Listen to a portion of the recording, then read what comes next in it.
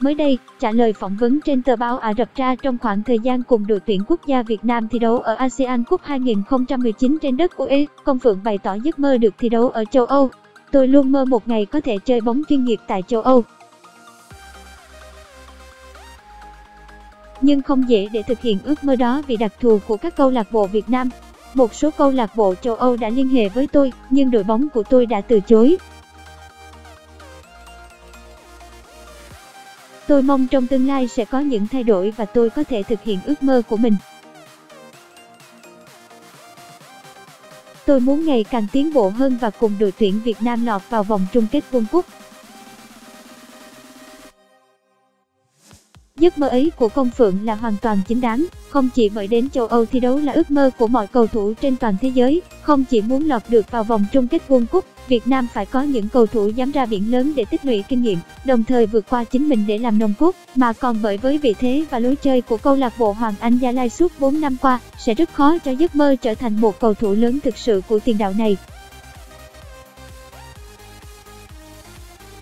Suốt 4 năm đôn lứa U19 lên đá V-League, không mùa nào đội bóng của Bầu Đức không lận đận, vật lộn với cuộc chiến trụ hạng. Tất cả những ngoại binh mà Bầu Đức đem về đây đều lần lượt ra đi trong thời gian rất ngắn, và lối đá đẹp, tấn công mãn nhãn của Hoàng Anh Gia Lai vẫn là giấc mơ chưa thành hiện thực, và song song với đấy, chấn thương của những cầu thủ tài năng là trụ cột đang làm nỗi lo. Thậm chí, một dấu hỏi lớn đang được đặt ra là liệu những ngoại binh mà Bầu Đức mang về có vấn đề về trình độ và mức độ hòa nhập với Hoàng Anh Gia Lai, hay ngược lại. Di Matteo, tiền đạo chơi cực kỳ mờ nhạt trong màu áo Hoàng Anh Gia Lai nửa mùa bóng trước, đột nhiên chơi cực hay khi chuyển sang thi đấu cho Thanh Hóa, sát muối vào lòng người hâm mộ đội bóng phố núi khi ghi hat-trick vào lưới đội bóng cũ trong ngày trở lại sân Pleiku. Hoàng Anh Gia Lai không thiếu tiền, bởi với bản hợp đồng tài trợ trị giá 50 tỷ đồng cho 2 mùa bóng ký với một hãng sữa, Bầu Đức thừa tiền để lo cho tụi nhóc đá V. League. Ngày chưa đôn lứa U19 lên đá V-League, ông đã từng tuyên bố rằng chỉ cần 15 tỷ đồng mỗi mùa là Hoàng Anh Gia Lai có thể sống khỏe, thậm chí còn lại lớn. Quả tình, nếu huấn luyện viên Park Hang-seo đến với bóng đá Việt Nam như cá gặp nước, thì có một con cá khác là Công Phượng đang mắc kẹt với vũng nước Hoàng Anh Gia Lai, dẫu cho chẳng ai có thể phủ nhận rằng đội bóng phố núi là nơi góp phần lớn nhất tạo ra một Công Phượng xuất chúng như ngày hôm nay. 2. Ngay sau khi thầy trò huấn luyện viên Park Hang-seo dừng chân ở ASEAN Cup 2019, Bầu Đức lập tức lên tiếng về hợp đồng của ông thầy người Hàn Quốc mà ông là người có công lớn đưa về cho bóng đá Việt Nam. Tôi nghe dư luận nói về chuyện cần sớm gia hạn với huấn luyện viên Park Hang-seo rất nhiều.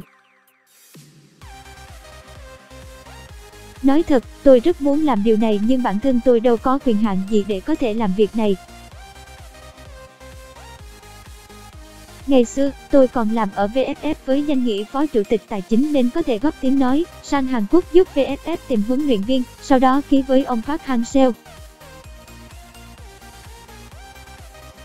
Nếu trong tư thế một ông chủ câu lạc bộ thì tôi đâu có quyền hạn gì để làm chuyện này. Vậy tại sao chúng ta không sớm gia hạn hợp đồng để giữ chân người tài, phải làm nhanh việc này? Nhưng tôi không có quyền hạn gì sau khi nghỉ ở VFF. Tôi lấy danh nghĩa gì để làm chuyện này?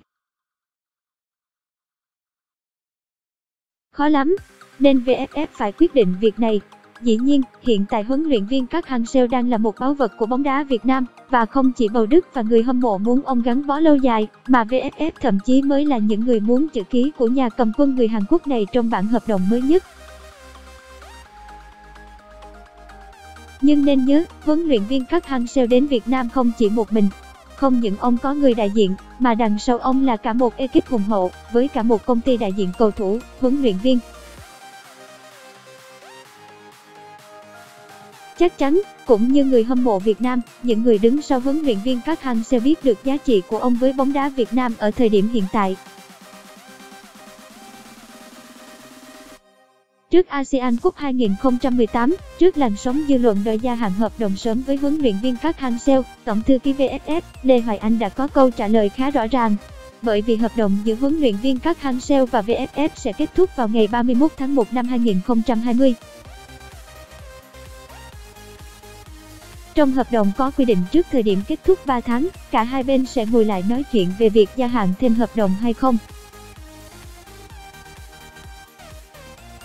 Dẫu rằng huấn luyện viên Park Hang-seo từng rất nhiều lần phát biểu rằng ông muốn gắn bó với bóng đá Việt Nam lâu dài, và chắc hẳn VFF muốn gia hạn hợp đồng với ông càng sớm càng tốt, nhưng đây là câu chuyện của những người làm bóng đá chuyên nghiệp, làm kinh doanh chuyên nghiệp ngồi với nhau vì lợi ích của cả đôi, nên xin hãy tạm gác tình cảm sang một bên, và để cho sự chuyên nghiệp lên tiếng. Và với Bầu Đức, hy vọng rằng với những động thái sút lại Hoàng Anh Gia Lai như mua thủ thành ngoại, tậu trung vệ Phạm Hoàng Lâm cùng trung vệ người Hàn Quốc Kim Bông sẽ bước đệm để Công Phượng có cơ hội tỏa sáng ở V-League, chứng minh đẳng cấp của mình với huấn luyện viên Park Hang-seo.